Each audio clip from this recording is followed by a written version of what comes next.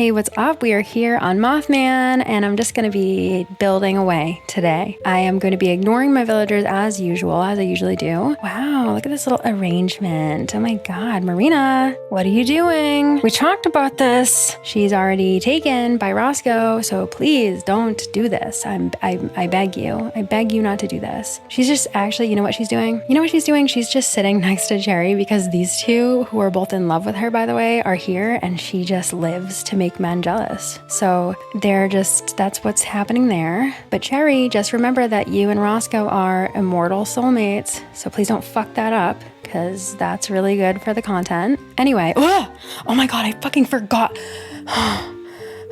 Let me tell you that I just forgot that we got Tabby. I forgot all about that. Tabby, don't do that. Stop. Don't do that. Don't make that face. Oh my God, you guys literally forgot that we got Tabby. Oh yeah, we got Tabby. Oh my God.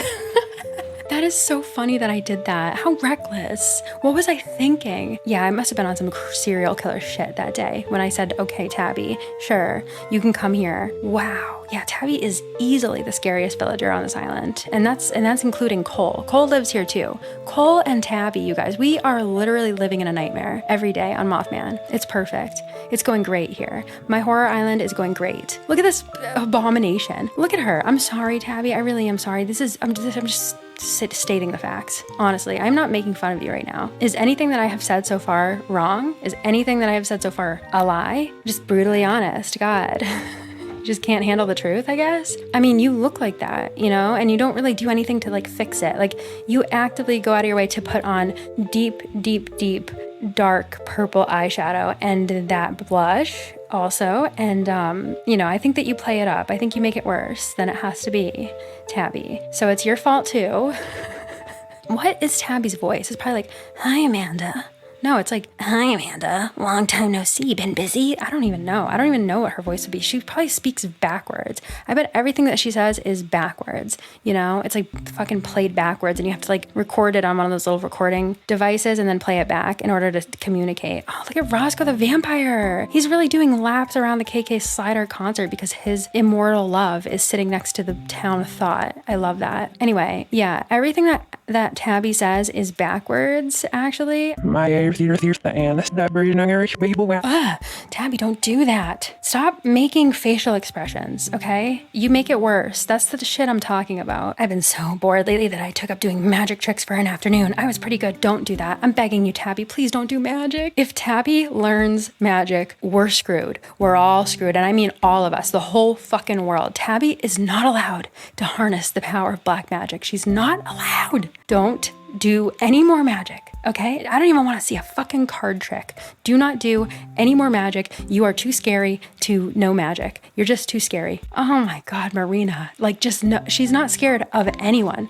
She invited this person into her house, didn't she? Hey, have you ever been into Marina's house before? Yep, Marina is the hardest, baddest bitch alive. She's fearless. She doesn't miss. She wants everyone on the island to be in love with her. What fucking date is it? Is it Christmas time? I think because I said it for the Southern Hemisphere. Look at poor Roscoe. He's like, my immortal love. Are you cheating on me? Yeah, I think I had to set it for Christmas. What date is it though? I just want to know. Oh, it's December 9th. Hell yeah. Okay, wow. Damn. Tabby, dude. Okay, anyway, as I was saying, we are just going to be building today. I have a bunch of questions from my channel members and my patrons to answer, and I'm so excited to do. It's been so long since we got to do one of these, so that's what we're doing. I'm just going to ignore everybody again, like I usually do, and we're going to just get some shit done on this island because we have to get some shit done on this island. So we're going to start at the alien place and see what we can get done up there. And yeah. Okay, so Chloe, you asked if I could talk about antelopes, and you said you're so obsessed with them, specifically the black buck antelope, which is the antelope that Zella is based on. So thank you for getting me started, because yeah, I will gladly talk about antelopes. Antelopes are awesome. They've always kind of drawn me in because they're, I guess when you first see them in movies and stuff, if you're not from the places that they live, and if you're from a place like a lot of people are where there's a lot of deer that just kind of are all over the place. You're so used to seeing deer and other really common like even-toed ungulates that like when you see antelopes and you realize like there's other like hoof stock out there like that, and they're so different and beautiful and exotic looking. I don't know, there's just something about that hits different, I guess. I don't know. That's probably just my own weird read on them though, honestly, because first and foremost, deer and antelopes actually aren't even that closely related. Deer belong to the group Cervidae with like elk, moose, reindeer, all those guys, and antelopes are from the family Bovidae, which means exactly what it sounds like, that they're actually more closely related to cows than they are to deer and bison and like other animals in that group. There's a lot like sheep and goats and stuff are from that group as well. So it's crazy. Specifically, in fact, they're ruminants. Ruminants are fun. They're just kind of gross for no reason. No, I'm just kidding. I don't think that they're gross. I think that this one thing that they do is gross. I have a lot of gripes with ruminants, not because I don't love them, because I do, but because of how they evolved. It hurts me. I don't know. When I first learned about this, I was like troubled by it. So basically, ruminants, pretty fascinating and also gross and frustrating, like I said, and they're known for chewing cud. I know that sounds really gross, and it is really gross. So like, you know how some even-toed ungulates, and when I say that, I act like everybody knows what that means. Like just hoofed animals. The ones that have like two like splits in their hoofs and shit. Those kind of guys. And you know how some of them just like be chewing all damn day? Like cows, camels and shit. They're just chewing on. You're like, what are you chewing on? You have gum or something? No. They have something much worse than gum. So, and the reason they're always chewing, I can't believe it. Still to this day, I'll never forget learning about this. So they are so unnecessarily complicated. I have really no explanation as to why these animals evolved this way. You'll see what I mean in a minute. Too long didn't read. Ruminants are actually unable to digest their literal diet. That's right. They eat grasses and other plants and stuff, and they can't like digest it. Right? After all this time, they've been here for 50 million years and they just never got over it. They just never got around that. So it's just amazing. Like, why not try something else? Why not evolve a stomach that fucking works with the enzyme? Like, it's just this little enzyme that they don't have. Like, why didn't you get it? And then there's other animals that have evolved to such specific weird little niches. It's weird. It's so weird. It's almost as if nature is at work, you know? Because some of these animals are not perfect, but they find workarounds. And in this case, the ruminants have found a workaround. So they actually have 4 stomachs, most of them. I think camels and a couple other types have like 3 stomachs, but most of them, and like when I say 4 stomachs, it's like a 4-chambered stomach, which is basically 4 stomachs. And so, yeah, their stomachs have chambers and shit, and it does work. To be fair, but it's just a really huge, annoying process that is so unnecessary, in my opinion. I mean, it's necessary, they need to do it, but it's just crazy. So basically, they eat a fuck ton of grass and foliage and leaves and shit that they can't digest, and they have to pass it through the first chamber and get it kind of soft and shit, and then they regurgitate it and chew it again.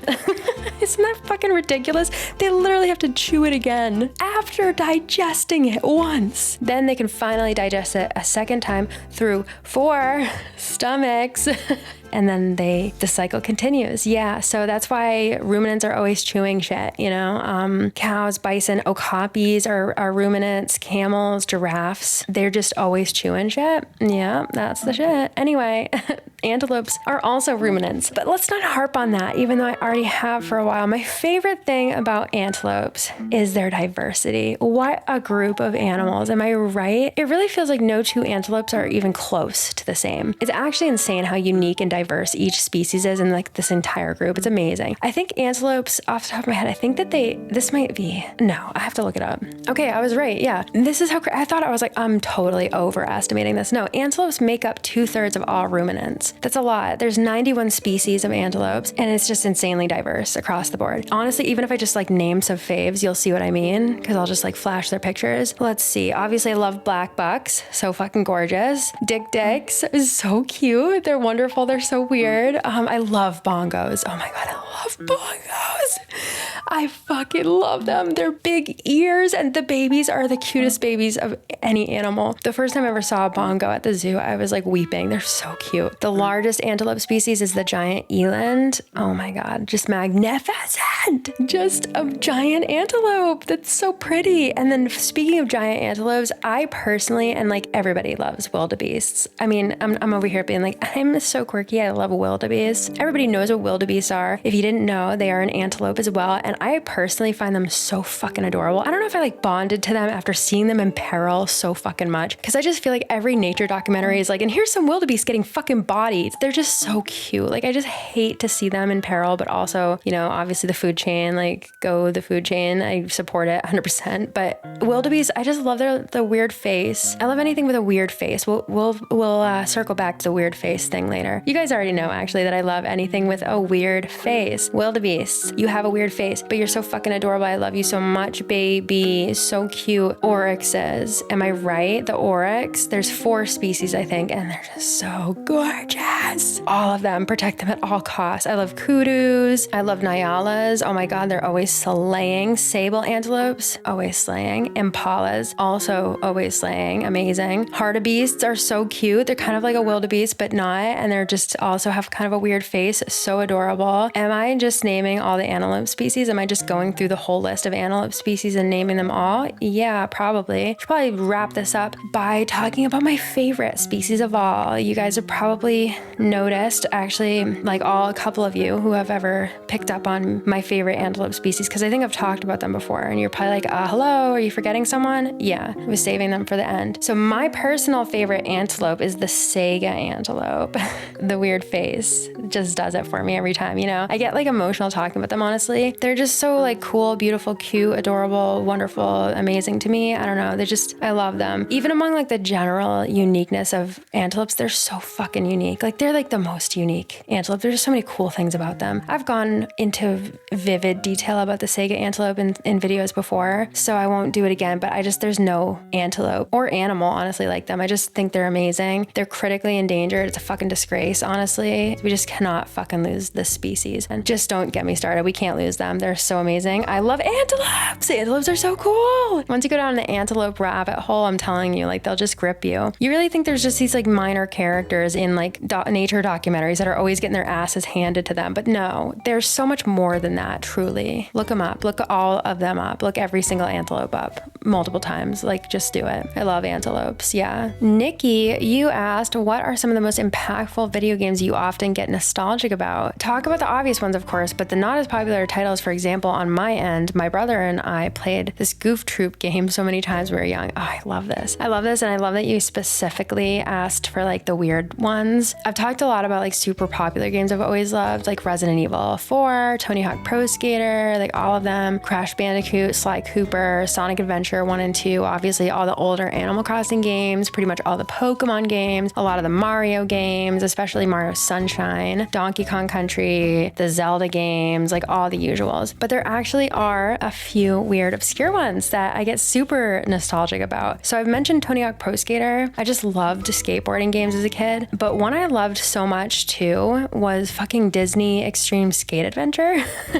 I feel like me and my brother were the only people that ever played that. I just fucking loved that game as a kid. First of all, the soundtrack slapped. It was just so good for like what it was. It was so good. It was just like the weirdest pop music ever. And it was a little like, there's some like, I think there was like some Sum 41 and stuff mixed in there. I don't know how to say it. It was like beginners like skateboard music. I don't even know how to describe it. I love the art style. I love the way like you could customize your character. I loved all the levels. It was cool because like you could either do the totally insane cheesy Disney thing, or you could do stuff that was more grounded in reality. So you could like shred up Pride Rock as Woody on a cowboy skateboard, or you could create your own human character and like just skate around town and go to the skate park and McDonald's and shit. I just loved it so much. I also have deep memories of playing the Lion King and Toy Story games. I don't even remember what they were on. Were they on Sega or Nintendo? Like, you know how like when you had to like, I just remember the level in the Lion King game where it was like I just can't wait to be king, and you were like jumping on all the animals and they were like singing the song, and you had to like jump on the elephants' backs and shit, you know? And then there was the Toy Story game, and you had to like jump on balls and stuff in Andy's room and like jump on shit and like get to like Andy's bed or some shit. It was hard though. Those were kind of hard, but they were so fun. I don't know if I've ever mentioned this one, but there was a super weird zombie game called Hunter the Reckoning that me and my brother were fucking obsessed with. We were so obsessed with it. The characters were so weird, so fun. fun. I always was Samantha, the defender. Obviously, she was a bad bitch. The story was fucking insane too. It was so weird. I don't even remember what happened. Like, I didn't understand half the shit that was going on in this game. Like, it starts by like, you have to watch somebody like get electrocuted in the electric chair, like they're a prisoner or whatever on death row, and then like they come back as a zombie, and that's like what starts the zombie apocalypse or something maybe. And then you have to save this little girl. I'll never forget this. And so the whole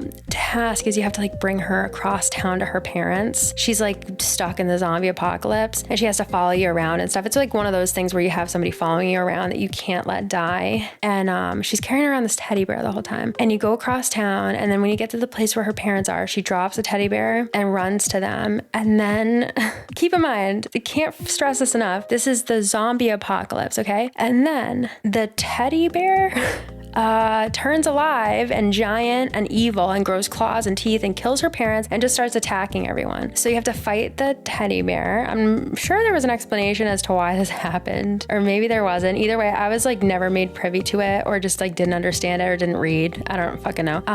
It was just a freak ass game that we loved so much. And then there was this game called Streets of Rage. I fucking loved it. It was like this side scroller fighting type game. I think it's pretty popular actually. I just don't hear people talk about it as much as like Street Fighter, Tekken, but I loved Streets of Rage. That was like my shit. And I loved Street Fighter and Mortal Kombat and Tekken and all that shit too. But Streets of Rage felt more like immersive, I guess, because you're just like, I don't even know what the plot was. I think I was too young to understand, because to me, it was just as simple as you choose a character and you go walk through town fucking knuckles up and beat the fuck out of anyone and everyone you come across.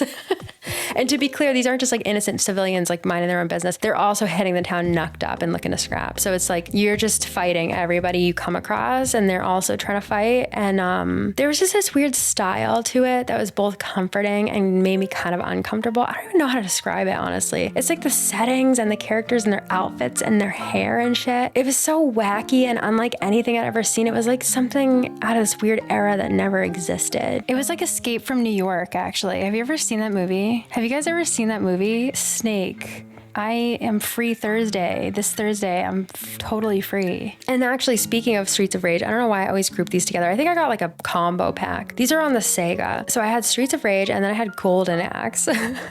Talk about a weird ass game. Okay, this is also like a side scroller or something, and they were just so weird. It was old as fuck. The style of this game is unexplainable. It's like so baffling. I just can't put it into words. It's like a fantasy adventure. I don't even remember the plot, to be honest. I don't remember what we were doing or why. You just ride these weird ass animals. They're so weird. Like, I could never quite put my finger on what the fuck I was riding. Like, what is that? It's like so weird. Like, it's just, there's nothing I've ever seen like that. They just pulled these out of their ass fully. And then you fight all these like weird, scary bad guys with axes and swords and shit. Like, there's like giants and like these little gremlins and shit. And you're just like fighting them like you're in Lord of the Rings. I could go on all day. I probably am forgetting so many good games, but like, I just played so many video games my whole childhood. Yeah, those are just a few of the weird ones that come to mind. Great question. All right, this one is sure to get me right in my feels, which is what we need. Michael Allens, you asked, as someone who's about to be a dad, my question is, what was the biggest unexpected yet positive change you experienced upon becoming a parent? First of all, congratulations. So exciting, so scary. Don't be scared though. I'm glad that you specifically want to hear about the positive changes, because that's a big thing for me. Like, of course, it's important for parents to share all the raw, hard stuff about parenthood. Everyone should know like the level of everything involved, like hard work, sacrifice, mental hardship, selflessness that is required to be a good parent. It's not easy. It's not like easy. It's just not a decision to be taken lightly at all. Those and like all that information, all those like stories are really important to helping you to feel like you're not just fucking it all up. It's just really important, because like when you're a new parent and things are hard and scary and weird and like, you know, you can't seem to figure it out, you instantly feel so much guilt and you feel like it's something that you're doing wrong. But just knowing that that's normal is so important. With that being said, I just kind of feel Like the positive ones are also important. Parents sharing positive stuff is not sugarcoating parenthood. I've seen that a lot. Honestly, it's not harmful to share positive aspects of parenthood, just as long as you're real about it and you're not like trying to tell somebody that it's all positive and easy, which I don't think anybody is ever doing. I just think that as a society, we become so focused on sharing like the negative realness to better prepare people before they have kids, which is again a good thing. I think that the world, and this is like always what I say, the world is a better place when less people who don't want to be parents have kids, because every child deserves parents who want them and who want them for the right reasons and who are willing and ready to be parents for the rest of their life. And it's not to say that that's all you are once you become a parent, but it is a huge part of what you are. And you have to put your kids first a lot of the time. And that is something that not everybody's willing to do. And in the past, I think a lot of people who weren't willing to do that were having kids. And nowadays, there's a lot of people who know that they can't do that. And that's not a bad thing. And it doesn't make you selfish. It's actually the complete opposite. If you know that you can't be the parent that a child deserves, then it's the best thing in the world to not have kids. And so that's totally, I'm never, ever trying to convince people or talk people into having kids, ever. It's not like I get a commission every time someone has kids. Like, I don't care who has kids. I love kids so much that I want them all to have parents who can be parents, and not everybody can be a parent. And that's, again, okay. It's not like a shameful thing. It doesn't make me or anybody else who can be a parent better, because not everybody wants to, not everybody wants to be a parent. Not everybody wants to be a fucking figure skater. I can't figure skate. I'll never be able to figure skate because guess what? I don't fucking care. I don't want to figure skate anyway. I just don't want to at all. So that's the thing with that. But I remember when I was pregnant, I was so excited, but felt constantly like people were trying to take that from me. They were always just giving me all their scary negative anecdotes and advice. And it was just like, I was terrified at the end of it and expected it to be so horrible. And this is just my experience. But like, honestly, the way that I had hyped it up as being like the worst thing ever, but I'll get through it. But how it ended up being for me is that even like the absolute worst of it wasn't as bad as I thought it would be, or like I prepared for. There's been just like so much joy that I don't know. I know people always say, oh, it's the greatest joy. Like, oh, it's so happiness, blah, blah, blah. But I think people are like so afraid to go into detail about how great it is that I was just like, is this going to suck? Cause like, I really love like my baby and want to be her parent. And like, is this really going to suck? And it really doesn't for me. It really didn't for me. Even like the worst of the worst was not as bad as, again, people made me feel. And I feel like that was harmful to me. Again, it was good for me to be equipped with like the knowledge of what could go wrong and like all of the hardships, because that, again, is important for you to have when you start feeling like everything you're doing is wrong and everybody else is just so much better at it, or it's going so much better for everyone else. So it's not like I wish I hadn't gotten that stuff, because that, again, stuff was really important. It helped me. I just wish I had gotten more positive. I feel like everybody was so scared to like be positive with me about it. It was weird. As far as positive, unexpected changes, I'd say my biggest one has been that becoming a parent and spending my days watching Jade grow and learn and experience the world through this like brand new innocent lens has just made everything in the world more beautiful. Truly, like I literally cry about stupid shit every day. It's just like, it's made me more cheesy, I guess. I'm sure I will continue to showcase that, but it's just the little things that I find so much more beautiful. Everything. I just like every day is full of like new experiences that are like the best I've ever had. And it's all just the little things, like watching her follow a grasshopper outside. And it's just like me finding an anaconda, she's like, oh my God, because she saw a grasshopper in a book and she like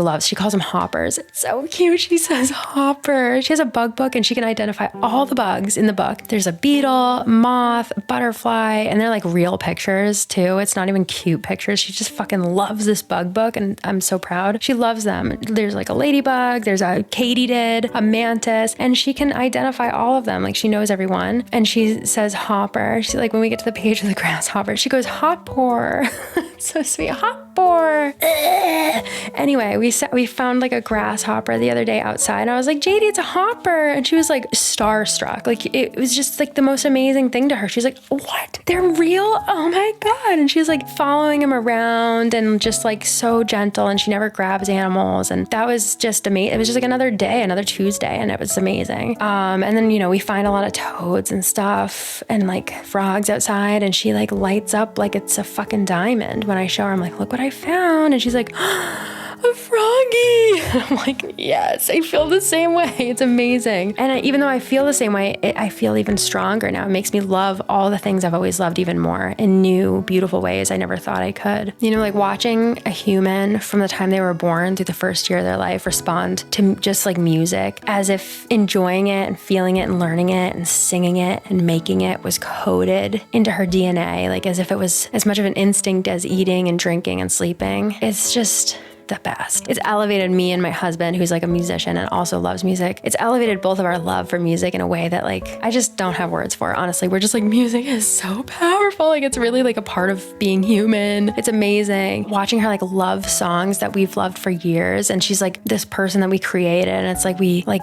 are giving this to her and she can do whatever she wants with it. And not just like songs, but everything. Like we're just giving her the things we love and then she can make it her own. And it's like just amazing. It's like, I'm excited to be alive. She makes me excited to be alive. She makes me excited to wake up every day, to come home when I'm gone, for every holiday and milestone, and like honestly every new day. I'm just excited. It's crazy. I never thought I'd feel that way because I like have depression, you know, like I don't know, it just makes you excited to be alive. And it's also kind of nice to be able to like appreciate the time I get to spend alone when someone else is watching her, like doing my little hobbies and the things I like to do, and just being alone or just being alone with my husband. Like it's nice to just be able to kind of appreciate things, I guess. For me, that's kind of like what life's about, is just like for things to not become so mundane that you don't realize how good the things that are good in your life are. I guess, I don't know. It's just been an unexpectedly beautiful experience. It's, again, of course, been really hard too, but the overwhelming joy of like parenthood every day, it's so cheesy, but it's true. Just personally for me has been so much bigger than all the scary hard stuff that I went through. So yeah, I just think, you know, definitely listen to all of the real raw stories of like how hard it's going to be. Make sure that if you have a co-parent in this, that you guys are a team and that you're helping each other and that you're meeting each other halfway. Get through it together, all the hard stuff, because it'll bring you guys closer so that you can both relate. You know, no one parent should just be responsible for everything or for just certain things. Like you guys should tackle everything together, and it'll bring you closer for sure. And then yeah, just know that like the hard stuff is real, but also the joy and like the happiness is real too. Speaking of, you know, family and everything, Genevieve, you asked, do I ever plan on bringing Jade and Matt, Jade's my daughter and Matt's my husband, to the Amazon if you ever go back? For those of you who don't know, I spent like a month in the Amazon studying green anacondas. I do have a story time all about it because it was fucking crazy. Anyway, I would love to go back someday. And yes, Matt, my husband, has actually wanted to go ever since I went, and he's like just been dreaming about it, and he's like, oh, I hope I get to go someday. And then since before Jade was born, I've dreamed of one day bringing her there when she's much older, obviously. It's genuinely one of my new big dreams to one day see us all there. So hopefully someday, I mean, I know I'll go back someday, and I would love to just do it with my family. That would be awesome to be able to show them that amazing place, you know. Lauren, you asked, what are you hoping to see in Haunted Chocolatier? Great question. So Haunted Chocolatier, which is Concerned Ape's newest game that's in production right now, and Concerned Ape is the one who made Stardew Valley. Honestly, my cringe ass really just wants to see another like Stardew. Specifically, I just want like another dating mechanism / marriage element to whatever weird ass amazing adventure we get. If I have to be a Haunted Chocolatier to get a hot Concerned Ape brand 8-bit spouse, then I will gladly do it. I'm so excited. I hope it fucking comes out soon, right? God, let's go.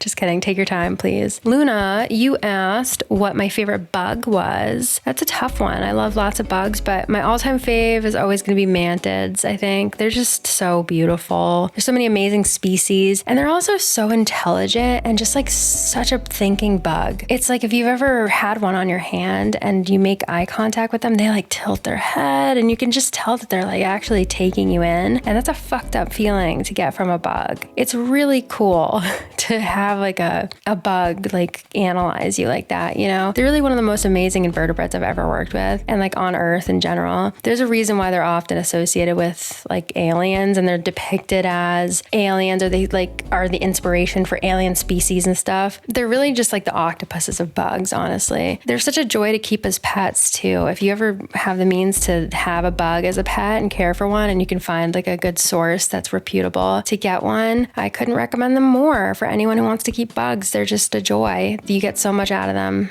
They'll interact with you. They're just so cool. They're so amazing. Make sure to do lots of research, obviously, and, look into the types that are good pets, because some of them that are on the market aren't necessarily great to keep as pets, and it's just a whole thing. So I always recommend, obviously, with every pet, do lots and lots of research. And you also asked who my favorite video game character was. That's an impossible question to answer, honestly.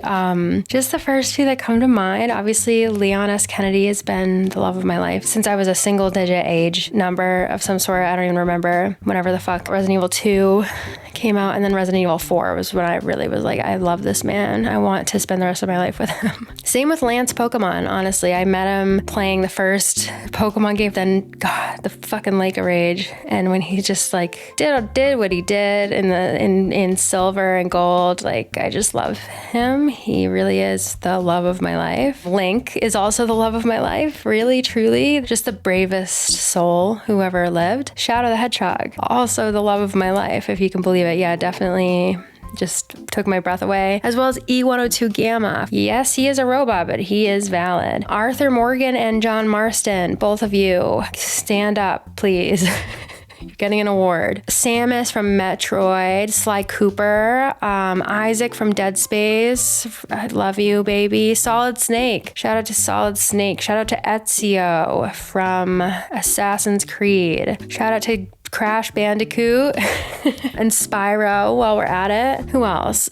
Joel, Ellie, Abby, and Lev from The Last of Us 1 and 2. Love you guys. I should probably mention like Anka, my girlfriend. Sherb, just because I'm scared if what he'll do to me if I don't mention him. Sebastian, obviously, from Stardew Valley. Yoshi, Shy Guy. I should probably just stop there. I'll just keep naming video game characters. I just kind of can't pick a favorite of anything.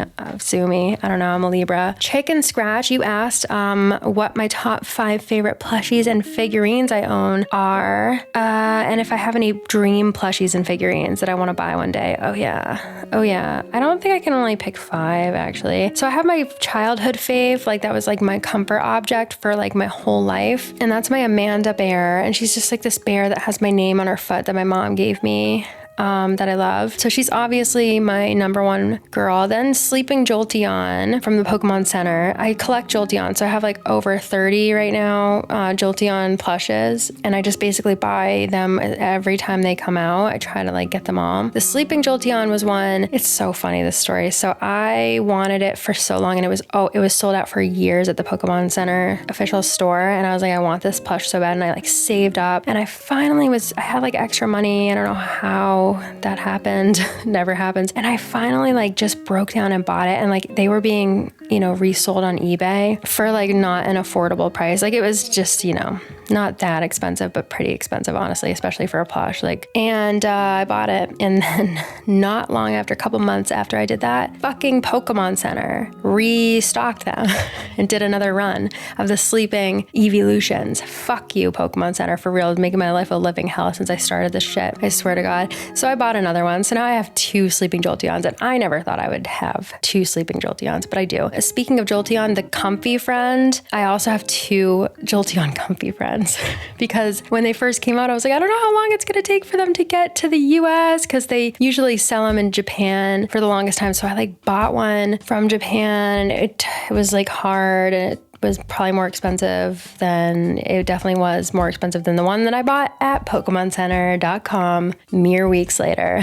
But because I wanted them so bad, I just like got them twice. But I do justify having 2 Sleeping Jolteons and 2 Comfy Friend Jolteons because they are some of the best Jolteon plushes ever made. I'm just a huge fan. I love everything about them. I think they're fucking perfect. There's a couple other Jolteons I love. I love my I Choose You Jolteon, and the XY Jolteon has like the little teeth, really cute. My Big Purple Aisha Neopet plush is another fave. My Luxray Comfy Friend, actually, from Pokemon Center. Amazing. I just love Pokemon plushes. They're probably my favorite plushes that I have. And speaking of Pokemon plushes, I have a lot of sitting cuties, and my favorite sitting cuties are my Garchomp and Ammonite. And then as far as my figurines, I do have a lot of electric Pokemon figurines. I'm like starting a collection of those guys, and I love all of them. I love all my electric Pokemon, but if I had to pick my favorite figurines, it's probably my Lance and Dragonite figurines, because I just love them so much. much. And it's just like Lance and Dragonite, and they're just like, it's like my boyfriend and his dog. Dream plushies and figurines. I just want like all the electric Pokemon, honestly, as far as figurines go. As far as plushies go, my biggest dream of my life is the giant like life-size Jolteon plush that the Pokemon Center only released once. And it's like so big, and the resale on these motherfuckers is obviously too much. Like I could never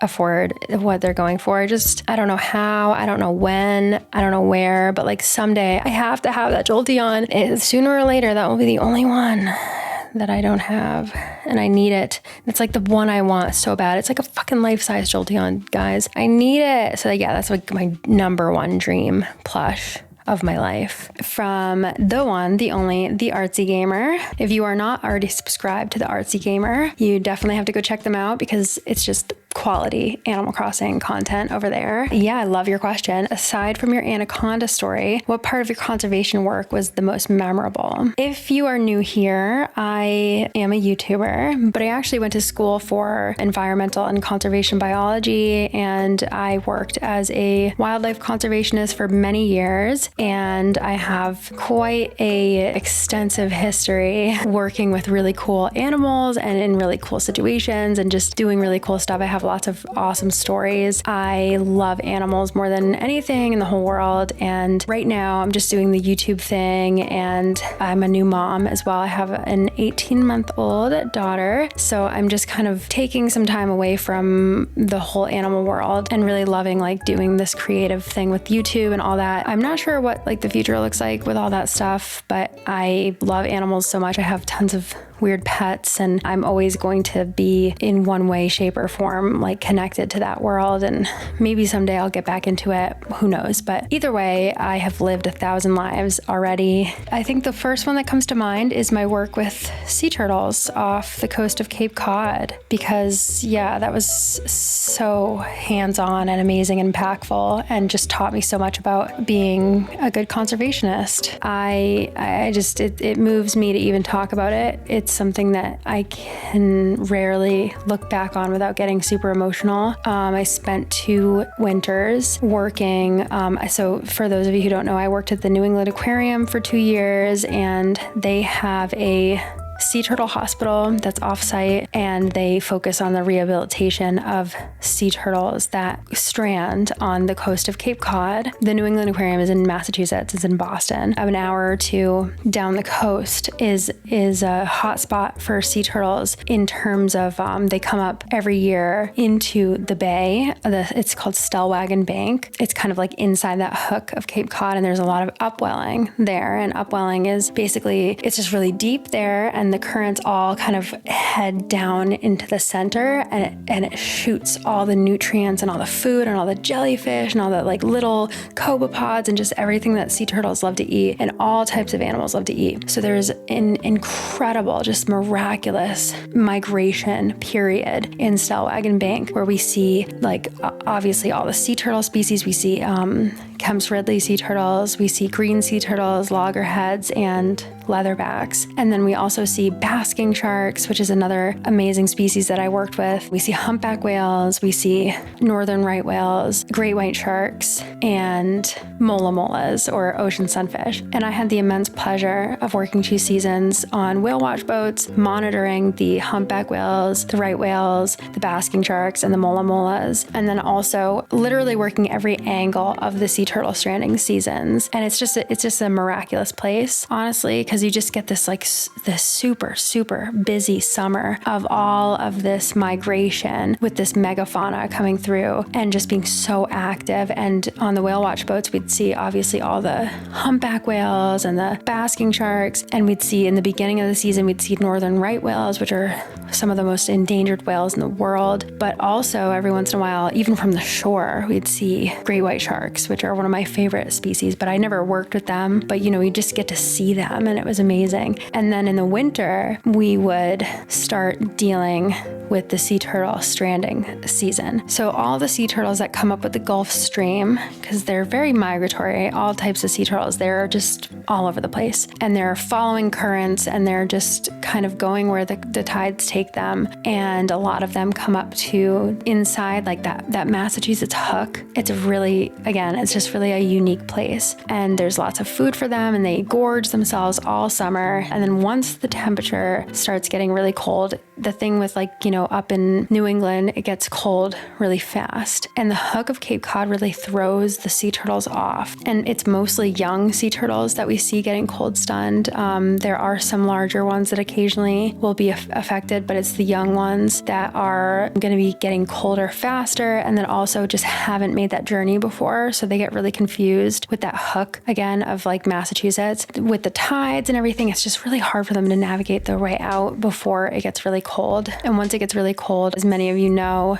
reptiles are cold-blooded, which doesn't mean that they have cold blood. It just means that they're unable to internally regulate their body temperature like we are. And so their internal body temperature is just reliant on their external surroundings. That's why you see a lot of turtles basking out on logs, or you see lizards and snakes laying out on pavement in the sun. They love the sunlight and they need it. And if anybody has pet reptiles at home, that's why you need different types of heating lamps and stuff like that. It's because they need external heat in order to regulate their body temperature. And so with the sea turtles, they are getting so cold so fast, and it causes them to become cold stunned, which basically makes it so that they are paralyzed by the cold, and the tides wash them up on shore. And so there's just sea turtles all across the beaches. And it's not, in these huge waves. It's one or two or three or four at a time, and it's at every tide. And you never know how many sea turtles are going to strand on a certain day. So basically, I initially started helping with the sea turtle stranding season thing by doing the necropsies. That was my first introduction into it. And again, I was working at the New England Aquarium, so I knew about the sea turtle hospital that they had offsite, and I knew about the sea turtle stranding season, but I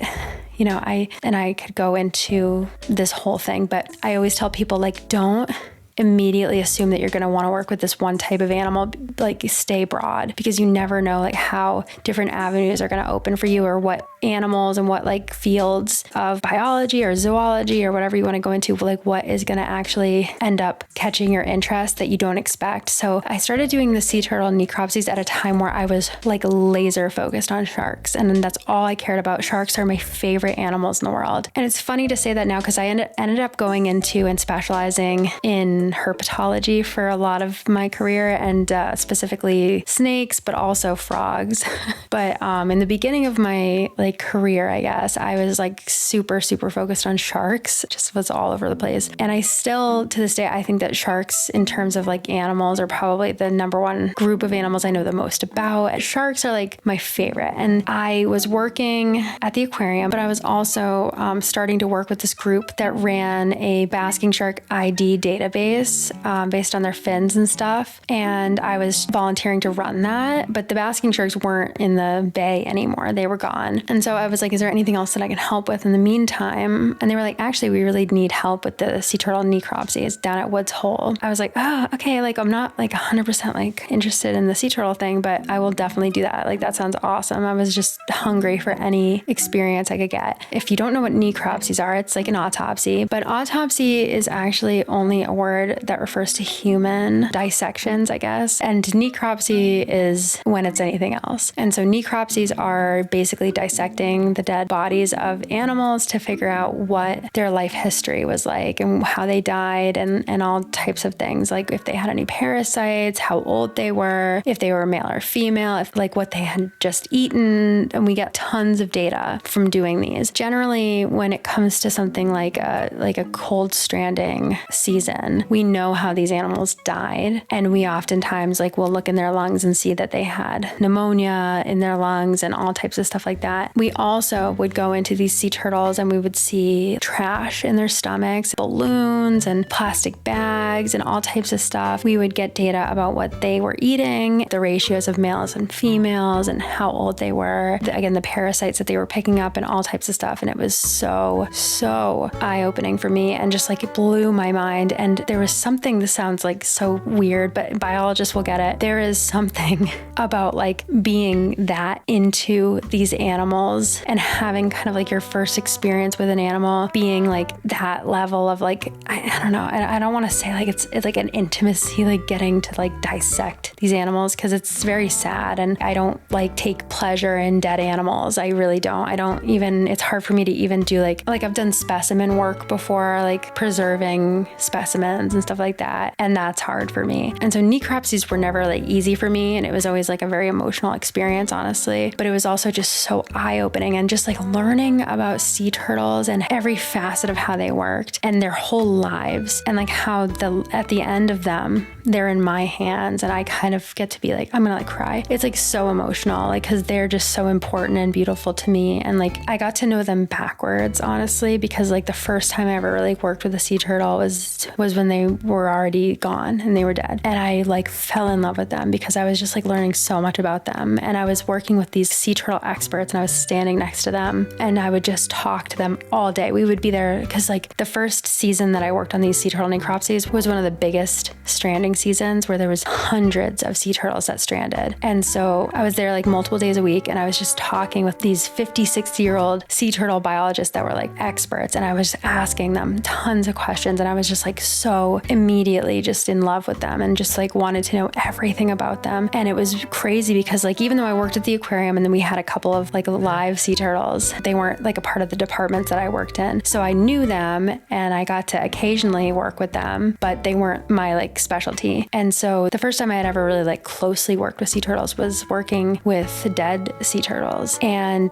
I just like was so obsessed with them right away, like just so in love with them. And I wanted to know everything about them, and I wanted to help them through this. Like I hated that I was meeting them at the end of their lives. I just wanted to do anything that I could to make their lives matter by like getting as much data from them as possible and learning as much as I could so that I could go forward to like help other sea turtles from their lives. And it was very, very impactful to carry the weight of that, to be able to like be a part of this huge effort to make sure that every single sea turtle that passed away mattered and went towards like important conservation data and like information that would help us to know more about sea turtles and to do better about their conservation and know how to help them in more ways. And so it was so eye-opening for me because I learned about how important an animal's life was even after they were done living it. The responsibility of like the biologist to like make sure that every animal that comes into our lives matters, and that we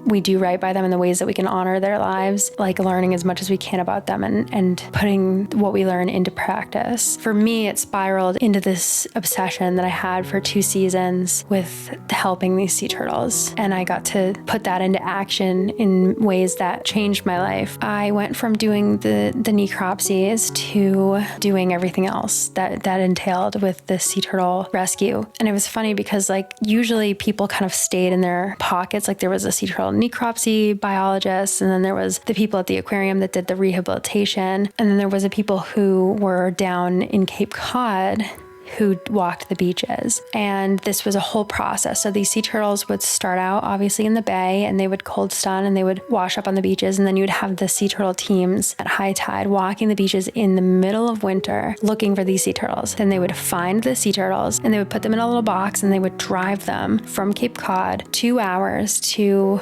Quincy, Massachusetts, which is where the sea turtle hospital is, and they would bring them to the hospital. And the hospital workers would be there to receive these sea turtles, and they would start the rehabilitation process. And they would be focused on the veterinary side of it and just the husbandry and caring for them and nursing them back to health. And then any sea turtle that like unfortunately just didn't make it, they would go to the necropsy team. And then at the end of all of it in the spring, they would be released back into the ocean. It was like a whole big effort that was made possible by, dozens and dozens of people across multiple organizations. And it happens every year. And I just, for some reason, that's just like the way I was. And that's why I got so much done so quickly. But I was like, I want it all. I want to do all of it.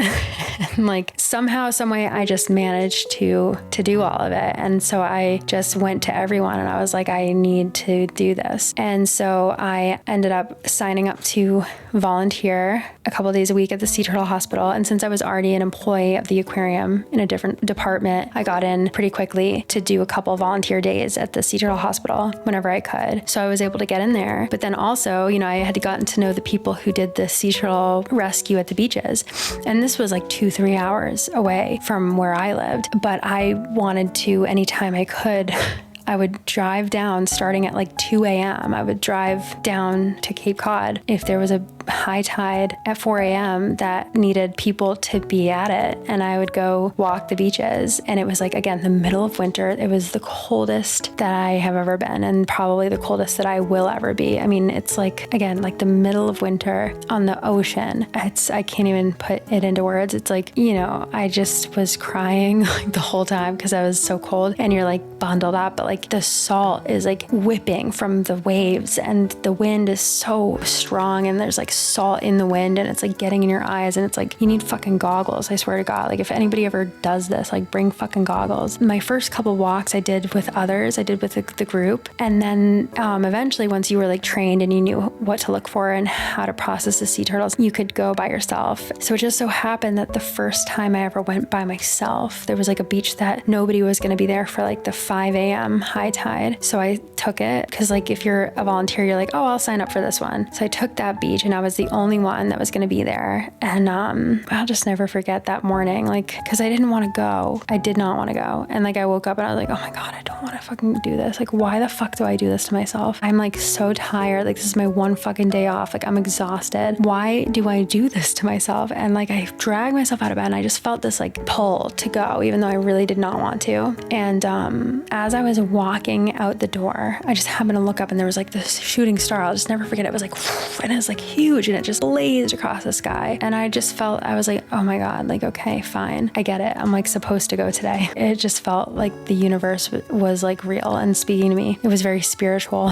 And so I did like the 2.5-hour drive down to this specific beach and I started walking it and then just like, I don't know, I had pictured it 1,000 times because I knew like eventually I would probably see a sea turtle out on those beaches, and I was all alone. So I just was like, is it going to happen to me while I'm alone? Like, what do I do if I'm alone? Like, it's so crazy. And I knew what to do, but I just still was like, oh, I almost hope that nothing happens because then I'll be all alone doing this. And so I just like saw it. I turned this like, bend of the beach and I just saw a sea turtle like from far away and ran over to them and they were like just barely alive, but they were alive. And I was just like broke into like, it was just like the strongest like sobs I've ever felt in my life. I was just sobbing and I was like, oh my God, like I'm here, I got you. And it was a Kemp's Ridley sea turtle, which is they're the most endangered sea turtles in the world. And they were so young and like so little. And I was like, oh my God, like you're the strongest creature in the world. And like, I can't believe I found you and I'm going to get you help. And this is like the most hands-on, like powerful moment of my life. That the first time that you ever do something with your own 2 hands out in the field and you're like physically saving the life of an endangered animal that's like in desperate peril. It's something that can't be put into words. Out in the Amazon, I was doing like a lot of impactful, amazing conservation work and science and stuff, but it was like, most of it was just like population study type stuff, but it wasn't animals that like, if we hadn't been there, like they wouldn't have survived. And like in this moment, nobody else had signed up to do that beach. And so if I hadn't done that and if I hadn't gone, I really did want to just like call out and just be like, hey guys, I don't feel good. I'm not going. And if I hadn't been there, this Kemp's Ridley sea turtle would have died for sure, but she didn't die. She actually survived and was released in the spring, and I got to be there when she was, and I got to see her at the hospital and stuff. And like there was other sea turtles that I helped and that I brought to the hospital, and there was some sea turtles that I found that were dead when I found them, and it was really sad, but it was still important that I was there to get them and to bring them to the right place.